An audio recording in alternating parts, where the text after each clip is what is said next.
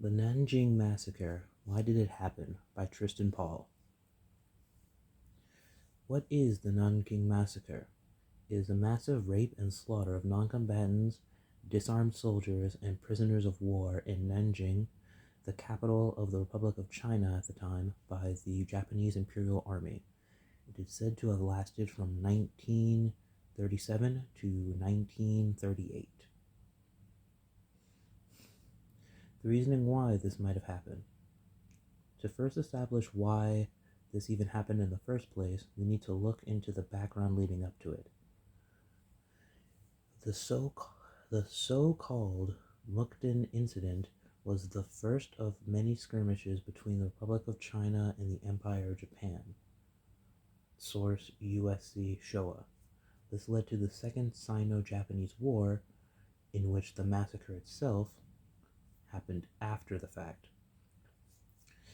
The Japanese army marched from Shanghai, where the previous battle was, to Nanjing and traveled 190 miles down the Yangtze River to get to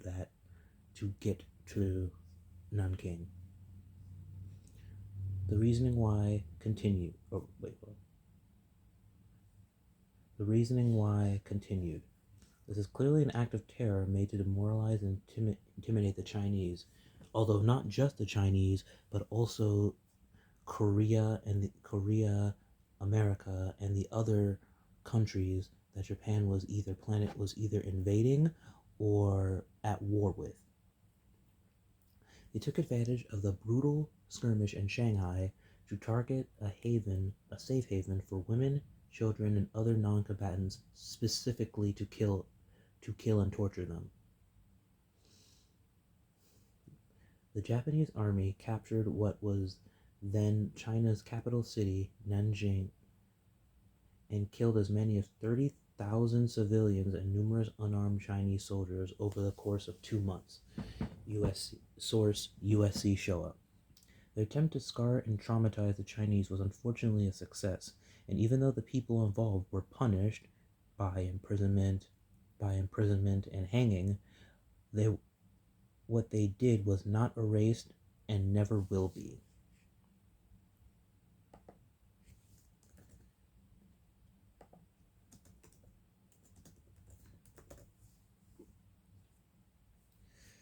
Why this should be remembered in modern times. Such an atrocity should never be forgotten, especially in this case because the government heavily censored criticism of the military. However, the state restricted freedom of speech by internal security laws, banning activities critical of the military. Source Inaga Saburo, page 116. After the defeat in World War II, Japan rebranded into a peace state and tried to scrub any mention of war from the public, trying to pass off Japan as a purely equal and economic powerhouse and not the frightening military that it once was. This even happened in schools, focusing on indoctrinating the children. The curriculum was revamped to train students for a peaceful state and society. Source Inaga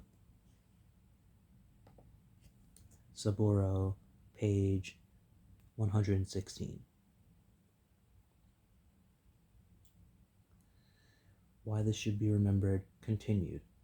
Despite the suppression and despite the propaganda, many of the Japanese people realized what this war did was unforgivable and protested it. Several Japanese became anti-war after this event.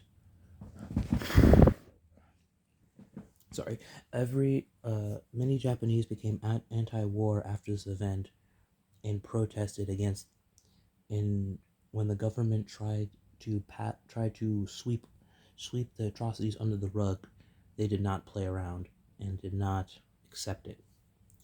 All told, the compromise resolution was not only criticized by China and Korea, the main victims of Japan's aggression, but also largely cold-shouldered by the Japanese public. Source Mukai Ryuji, page 112. China, the country most directly affected by the Nanking massacre, did not forget, so no one else should have the privilege to forget.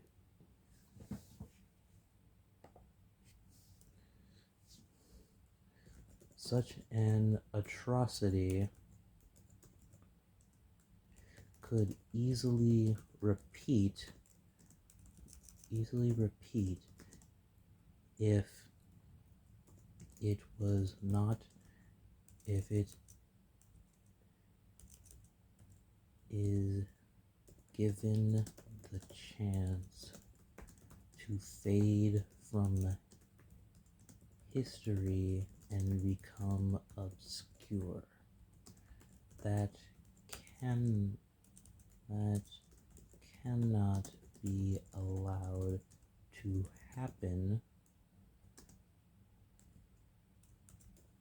The results would be catastrophic.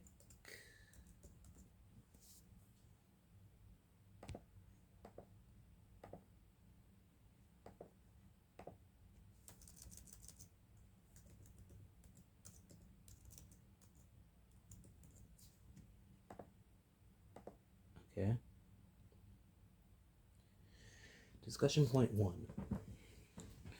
Pictured here is The Turn Against the Modern, the critical essays of Tawaka Reun, 1870 to 1912, by Ronald P. Loftus. Association for Asian Studies Headquarters. Propaganda is a serious issue. Discussion point 1.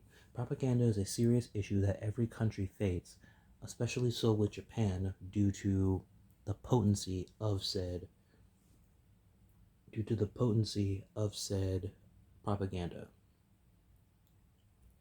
Before the war, even before the war happened, Japan attempted to silence people who were against the war, particularly liberals and leftists, who naturally have an anti-war stance for the most part. Due to the political power divide, they were often harshly persecuted or censored for dissenting from the nationalist military state Japan had become. Fitzgerald, Killian. One such figure was Tawaka Reun, a Meiji-era literary critic and early feminist thinker who criticized the Western form of modernity, otherwise known as Bunmei, that Japan had adopted for not caring about people in favor of capitalism and for creating a society of self-centered individuals. Source, Fitzgerald, Killian. The rebranding as a peace state, talk about war and especially war crimes was censored.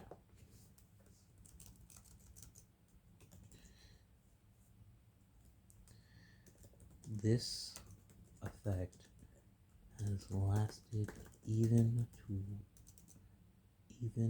today.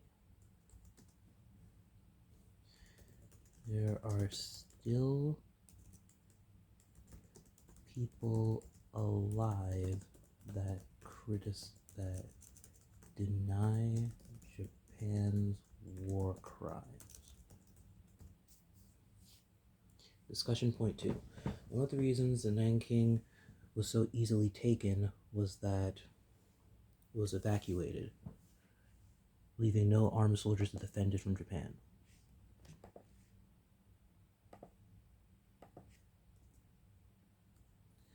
The official stance of the Chinese government was that they could not risk losing their entire military members to an all-out invasion of the capital. Source, Madison Whipple.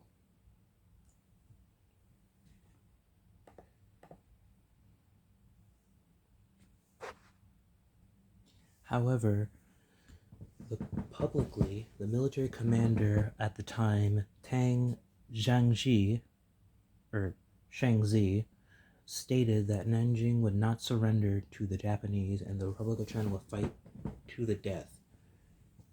Source, Madison Whipple.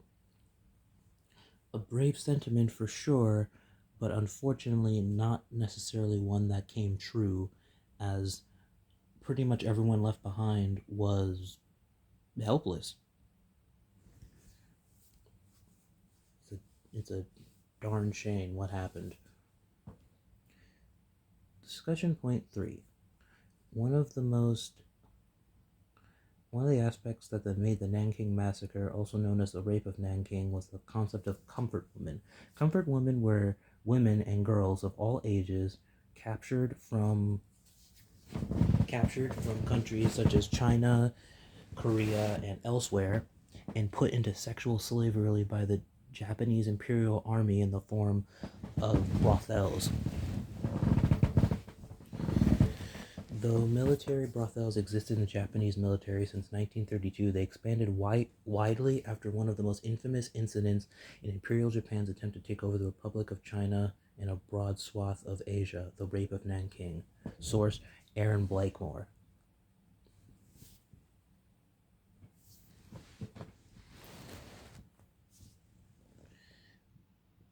Due to this, these brothels were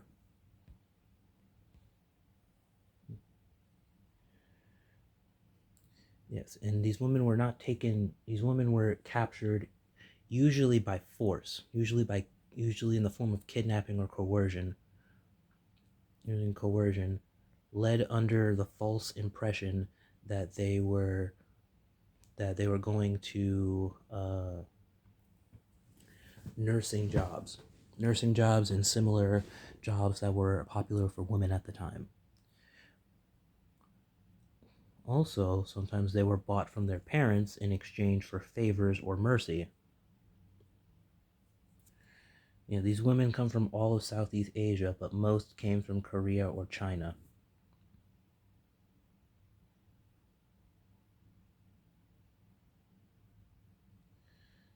These women were not treated well. Even even if they were technically prostitutes, they were treated worse than most. They were treated worse than most through the ways of physical abuse, unwanted pregnancies, and STDs. Just a truly horrifying experience.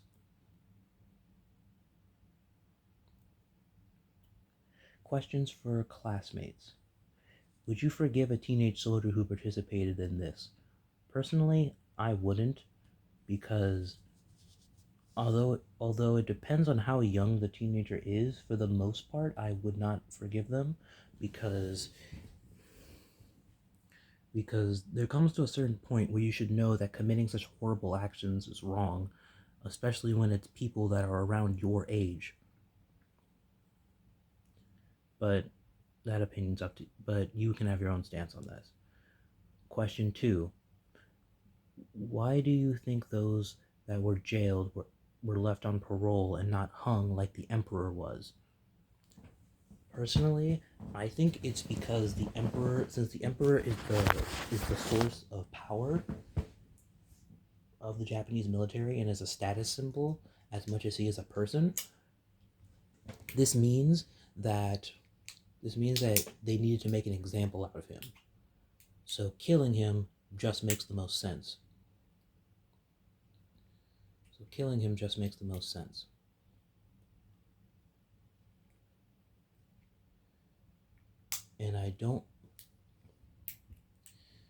And while I don't necessarily sympathize with soldiers who were punished during this, since a lot of them were forced to or tricked by propaganda, it makes sense why their sentence would be lighter. Although the fact that a lot of them got off of bail or got off of probation years later is truly unforgivable, and it's probably a part of the reason why Japan has such an issue with acknowledging war crimes. Anyway, question 3. Do you think Japan has actual regret for its actions in the modern day? I kind of think so, because it's been about 100 years, and Japan hasn't really had a strong military force since. So I do think that but there's a few people there's still plenty of people, mostly older folk in Japan, that still have older folk in Japan that still deny war crimes. Where one of the music producers for one of the main composers for a popular Japanese game, Dragon Quest, was given the same treatment.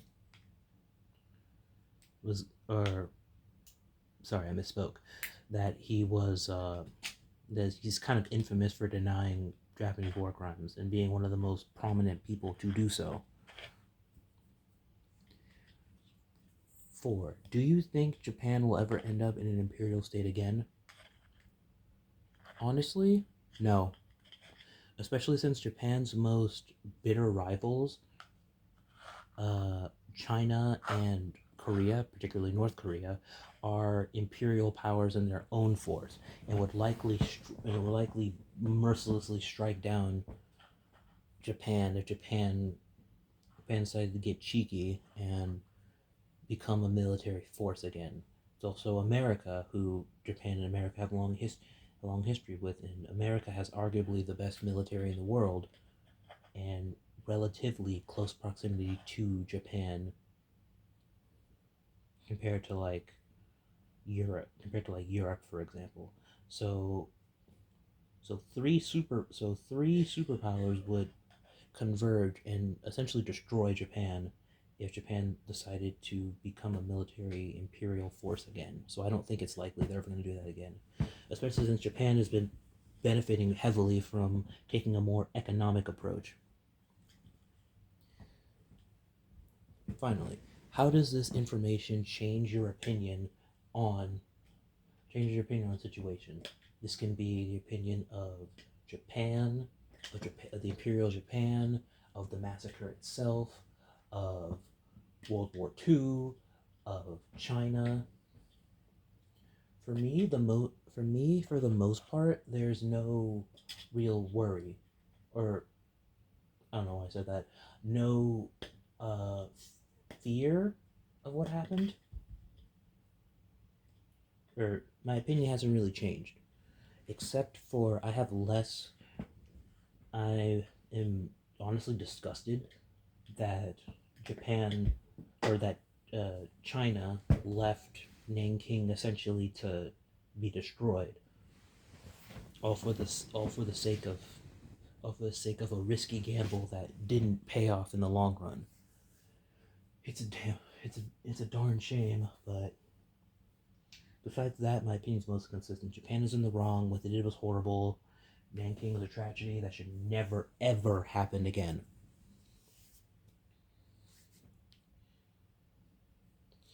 Works cited: The Glorification of War in Japanese Education, International Security, Volume 18, Number 3, 1993, by Saburo Enaga, sfi.usc.edu, Collections, Nanking Massacre, Japan's Diet Resolution on World War II, Keeping History at Bay, Asian Survey, Volume 36, Number 10, 1996, by Ryuji Mukai, www.pacificatrocities.org/blog/censorship and impression in wartime Japan, www.thecollector.com/destruction of Nanking. This has been Tristan Paul. Thank you for listening.